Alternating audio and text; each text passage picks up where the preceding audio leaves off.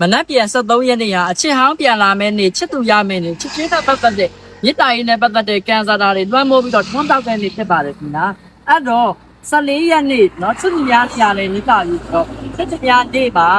အချစ်ဟောင်းပြန်လာခြင်းနဲ့အချစ်ဟောင်းနဲ့တူတူ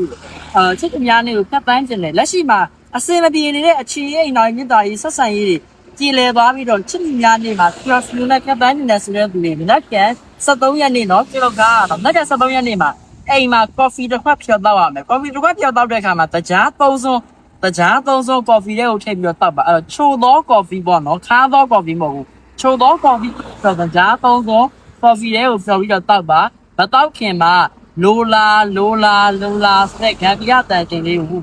12ခေါက်တိတိရွတ်ရမယ်လိုလာဆိုတော့12ခေါက်ရွတ်ပြီးတော့ coffee ကိုတောက် coffee တောက်တဲ့ချိန်မှာကိုလိုချင်တဲ့သူရဲ့အကြောင်းကိုတွေးပြီးတောက်ရမယ်ကိုယ့်ရဲ့အချစ်ဟောင်းလေးကဘုသူ့ပြန်လို့ချင်တာလဲကိုယ့်ရဲ့ဤစားဟောင်းလေးကဘသူ့ကိုပြန်လို့ချင်တာလဲအဲ့ဒီလူရဲ့ပုံအဲ့ဒီလူရဲ့နာမည်အဲ့ဒီကပုံလေးအဲ့ဒီလူနဲ့ပတ်သက်တဲ့ခေါင်းနာလေးကိုပေးပြီးတော့ coffee ကိုတောက်ရမယ်တောက်ပြီးသွားနေတော့သိနေပါဒီ14ရက်နေ့ချစ်သူများနေ့မှာအဲ့ဒီလူကကိုယ့်စီကို